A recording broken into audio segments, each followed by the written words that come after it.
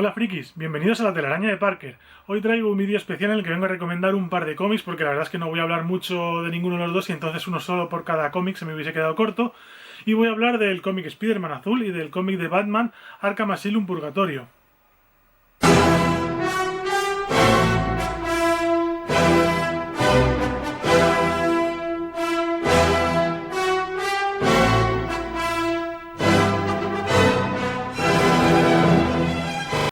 Y en cuanto a Spider-Man Azul, es una serie de 6 números que se publicó entre julio del 2002 y abril del 2003 y fue escrita por Jeff Loeb, dibujada por Tim Sale, por esta pareja de autores que han trabajado mucho juntos, con el color de Steve Buccellati. Y bueno, forma parte de lo que yo por lo menos considero el grupo de cómics de los colores de Marvel, que serían, pues eso, este Spider-Man azul, Daredevil amarillo, Hulk gris y Capitán América blanco, que narran más o menos, un poco, pues visto desde otro punto de vista, los comienzos de cada uno de estos héroes. ¿Y un poco de qué va la historia? Pues básicamente Peter Parker se encuentra, en el día de San Valentín, Peter Parker se encuentra un poco triste, Blue en inglés,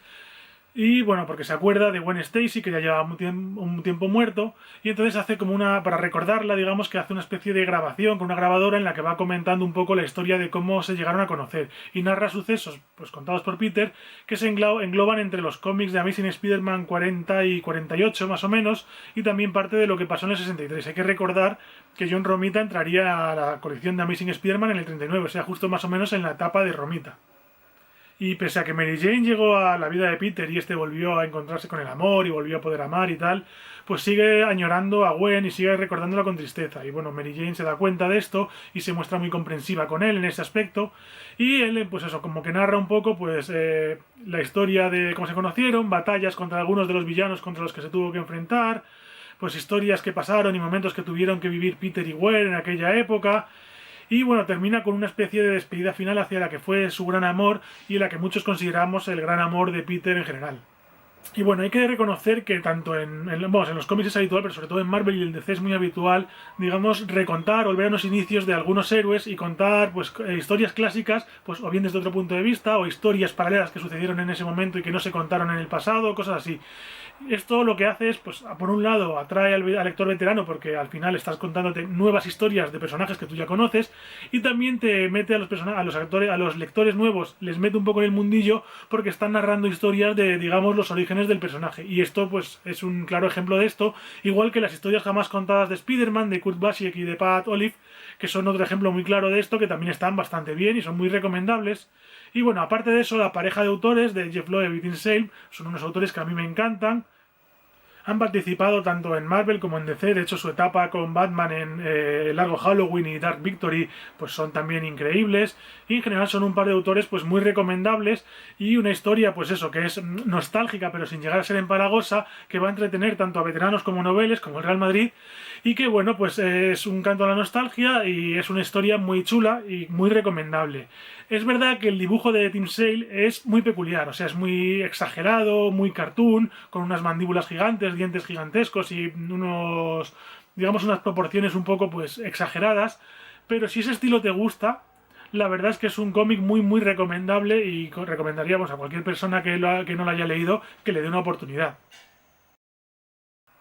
Y el siguiente cómic sería de Batman, el cómic Arkham Asylum Living Hell o Arkham Asilo Purgatorio, que bueno, es una serie de cómics de DC del año 2003 con guión de Dan Slott, que es por lo que a mí más me llama la atención, digamos, este cómic, con dibujo de Ryan Sook y bueno, el editor en aquella época en estos cómics fue Valerio Doraccio y las portadas corrieron a cargo de Eric Powell. Consta de 6 números y bueno, básicamente el asilo de Arkham siempre había sido una cosa secundaria, digamos, en los cómics de Batman, un sitio donde llevaban a los presos, pero que realmente no tenía mucho peso, hasta que Grant Morrison y Dave Meckin publicaron la novela homónima, o sea, la de Arkham Asylum, y pues le dieron un papel súper relevante y cambiaron un poco todo, le dieron un lavado de cara al asilo de Arkham y lo convirtieron en un personaje, digamos, principal en el universo de Batman. Y si bien la historia empieza como pues, con un relato de la vida cotidiana dentro de los muros de Arkham y un poco pues cómo se desarrolla, sobre todo con la entrada de un preso nuevo y un poco lo que se va encontrando, acaba con una historia de demonios, criaturas infernales y muy poco protagonismo de Batman. Esto sí que es cierto, Batman apenas aparece en el cómic. Y bueno, esto hace que la primera mitad del cómic, la parte todavía menos fantasiosa y menos demoníaca, sea más entretenida y la segunda parte pues sea un poco menos, digamos, agradable de leer.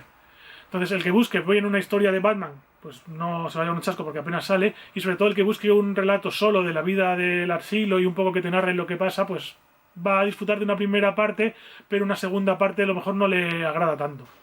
Y bueno, en cuanto al argumento, pues sigue la entrada de Warren White, que es un tiburón de los negocios, al asilo de Arkham, porque para evitar la cárcel, pues alega locura y entonces él entra pensando erróneamente que en Arkham pues estará mucho mejor que en la cárcel. Entonces, bueno, aparecen villanos conocidos como el Joker, como Dos Caras, como Killer Croc y otros un poquito menos conocidos. Hay muchos personajes así villano que ha aparecido en los cómics pero más de refilón, como Jane Nadie o Humpty Dumpty. Y bueno,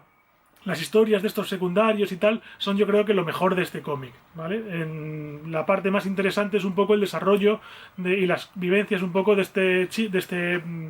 Warren White y su relación con estos villanos que hay en Arkham. Después, hacia la segunda mitad, aparece pues eso, toda la parte demoníaca, aparece Trigan también, y bueno, sigue siendo una historia entretenida, sigue siendo una historia buena, porque al fin y al cabo el guion es de Dan Slott, pero digamos que esta segunda parte pierde mucho fuelle y sobre todo se vuelve como mucho más fantasiosa y mucho menos mundana y pierde toda esa gracia de narrarte cosas de la vida cotidiana del manicomio. Lo que sí que acaba narrando es un poco pues el origen de un nuevo villano que sería el Tiburón Blanco, que es pues a lo que ha evolucionado este Warren White en la prisión, vamos, en el asilo. En general se podría resumir como una historia de Batman, pero sin Batman, o por lo menos, y donde no se le echa de menos. O sea, porque es la historia tan buena que aunque no aparezca Batman constantemente, pues es lo suficientemente entretenida como para engancharte. Y bueno, como conclusión decir que es una historia de Batman pues muy buena, sobre todo de la parte del asilo, digamos, un poco que te cuenta cosas nuevas, y comentar sobre todo que para mí Dan Slott es un autor muy importante porque lleva pues el peso de Spider-Man, lo ha llevado durante los últimos, no sé si 10 o 12 años más o menos, con lo cual, bueno, no se puede negar que es un autor que ha tenido mucho éxito. Y esto es una obra pues anterior que también tiene su relevancia. Es una historia muy recomendable, sobre todo la primera mitad. Y si eres fan de Batman, pues te viene bien porque además conoces un poco más personajes de estos secundarios que a lo mejor pues han salido en 2 o 3 historias solamente, que a lo mejor ni conoces. Y pues aquí te presentan personajes de estos menos importantes con un poquito más de relevancia. Entonces bueno, también es un cómic más para meterse en el mundillo de Batman y una recomendación por mi parte. Y espero que os haya gustado el vídeo, si es así que le deis un buen like y se lo suscribáis al canal.